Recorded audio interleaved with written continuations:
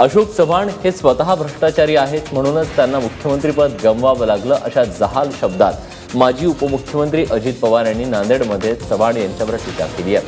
आम्ही खोलात शिरलो तर तुम्हाला कठीण जाईल, असा इशाराही अजित पवार यांनी जाहीर सभेत दिलाय. नगरपालिका निवडणुकांमध्ये वेगळी चूल मांडल्यानं 15 वर्षातले सत्तेतले भागीदार काँग्रेस आणि राष्ट्रवादी एकमेकांवर चिखलफेक करतायत. तुम्हाला काँग्रेसवाल्यांना लाज वाटायला पाहिजे. आदर्शाचा घोटाळा केला म्हणून या नांदेडच्या सुपुत्रांना मुख्यमंत्रीपद सोडावं लागलं. अशोकराव चव्हाण यांनी का मुख्यमंत्रीपद सोडलं हे तर जनतेला येऊन सांगावं. काही खोटं नाटं सांगतात, आरोप करतात.